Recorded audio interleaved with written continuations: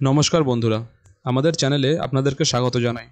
যারা চ্যানেলটিকে প্রথমবার দেখছেন তারা অবশ্যই চ্যানেলটি সাবস্ক্রাইব করে নেবেন এবং বেল আইকনটি দাবিয়ে দেবেন, যাতে চ্যানেলে দেওয়া সকল ভিডিওর প্রথম নোটিফিকেশান আপনাদের কাছে পৌঁছে যায়। তো আজকে যে গুরুত্বপূর্ণ টপিকটা নিয়ে ইনফরমেশান দেব সেটা হচ্ছে, আজকে সুপ্রিম কোর্টে একটা খুবই গুরুত্বপূর্ণ কেস ছিল যেটা রিভিউ পিটিশনের ওপরে আছে। ঠিক আছে, তো আজকে এই রিভিউ পিটিশনের ওপরে চিফ জাস্টিস মহাশয় কিছু গুরুত্বপূর্ণ মন্তব্য করেছেন।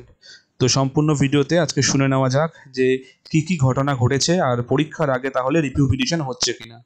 তো আজকে মহামান্য সুপ্রিম কোর্টের কোর্ট নাম্বার 1-এ একদম প্রধান বিচারপতির বেঞ্চে এই স্কুল সার্ভিস কমিশনের চাকরি বাতিল মামলায় যে সমস্ত রিভিউ পিটিশন ফাইল হয়েছিল, সেই সমস্ত রিভিউ পিটিশনে মূলত যারা আনটেন্টেড ক্যান্ডিডেট আছেন তাদের পক্ষ থেকে মহামান্য সুপ্রিম কোর্টের কোর্ট নাম্বার 1 চিফ জাস্টিস স্যারের বেঞ্চে এই কেসটিকে আজকে মেনশন করা হয়।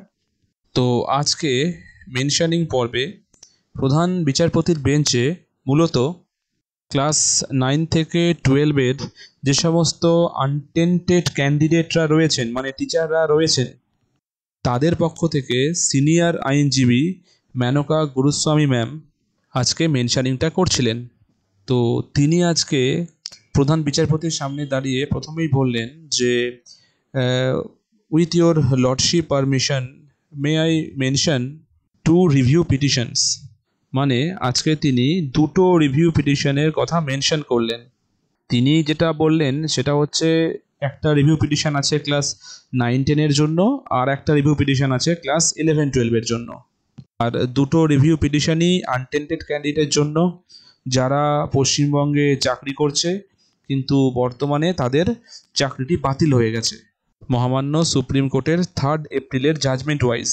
এছাড়াও তাদেরকে ডিসেম্বর পর্যন্ত কাজ করার একটা সুযোগ দেওয়া হয়েছে, কিন্তু এর মাঝে আবার নতুন রিক্রুটমেন্টও শুরু করতে বলা হয়েছে। কিন্তু তারা এই পরীক্ষার আগেই রিভিউ পিটিশনটিকে মেনশন করতে চাইছেন।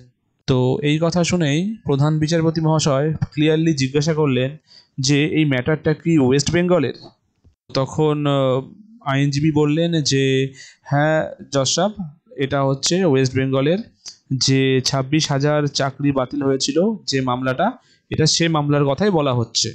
এখন প্রধান বিচারপতি মহাশয় বলেন যে আপনারা এটাকে তো লিস্টিং প্রসেসিংয়ের মাধ্যমে এটাকে মেনশনিংটা করাতে পারতেন, কিন্তু তা না করে কেন আপনারা এটা ডাইরেক্টলি আমাদের কাছে এসে এরকম করে মেনশন করছেন? আইনজীবী জানালেন যে যেহেতু এটা একটা রিভিউ পিটিশন, তাই এটাকে লিস্টেডভাবে মেনশনিং করা যায় না। এটাতে শুধুমাত্র ডায়েরি নাম্বার পাওয়া যাবে এবং সেখান থেকে একটা বেঞ্চ অ্যাসাইন হবে। সেই বেঞ্চটাই যাতে দ্রুত অ্যাসাইন করা হয়, এই জন্যই তিনি এখানে এটাকে মেনশন করছেন। কারণ পরীক্ষা তো অলরেডি ডেট ঘোষণা হয়ে গেছে। যদি এই রিভিউ পিটিশনটা 7ই সেপ্টেম্বরের আগে মেনশন না হয় তাহলে আর কবে হবে? এই কারণেই তিনি প্রধান বিচারপতির কাছে এসেছেন, যাতে এই রিভিউ পিটিশনটাকে পরীক্ষার আগেই মেনশন করা হয়। এই কথা শোনার পর প্রধান বিচারপতি কিন্তু বললেন যে তাহলে আমি ইমিডিয়েটলি এটাকে সার্কুলেট করে দিচ্ছি, মানে এটাকে ইমিডিয়েটলি সার্কুলেট করা হবে, আর যাতে এই কেসটি শোনা হয় তার জন্য ইমিডিয়েটলি একটা বেঞ্চ অ্যাসাইন উনি করে দেবেন।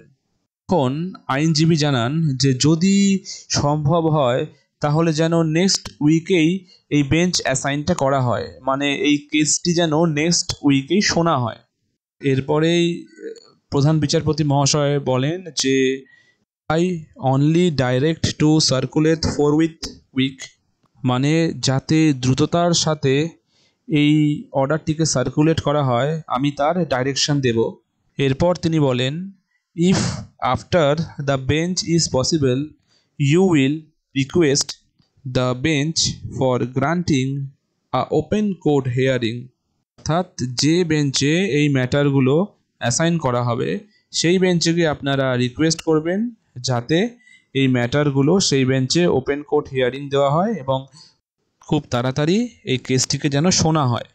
এরপর প্রধান বিচারপতি মহাশয় বলেন that I can't resolve the jurisdiction of the bench. অর্থাৎ যে ম্যাটারগুলো অন্য বেঞ্চে অ্যাসাইন করা হবে সেই বেঞ্চের তো জুরিসডিকশন নিয়ে আমি কোনো রিজলভ করতে পারবো না।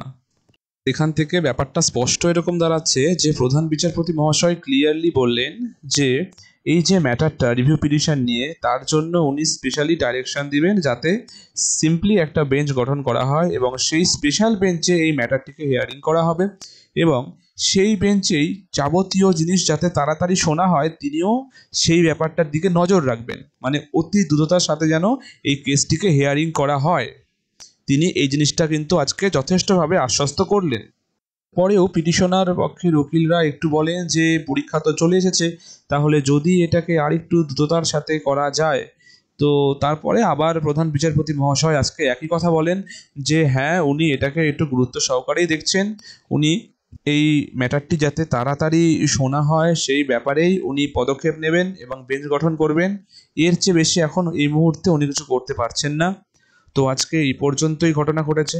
যা বোঝা যাচ্ছে এখান থেকে, হয়তো এসএসসি পরীক্ষার আগেই রিভিউ পিটিশনটা কিন্তু কোর্টে উঠতে পারে এবং এই রিভিউ পিটিশনটা কিন্তু অবশ্যই খুবই গুরুত্বপূর্ণ একটা রিভিউ পিটিশন।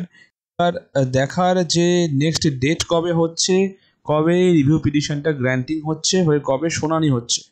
আজকে খবর এই পর্যন্তই। আমরা নেক্সট কোনো আপডেট পেলে অবশ্যই জানিয়ে দেব। ধন্যবাদ।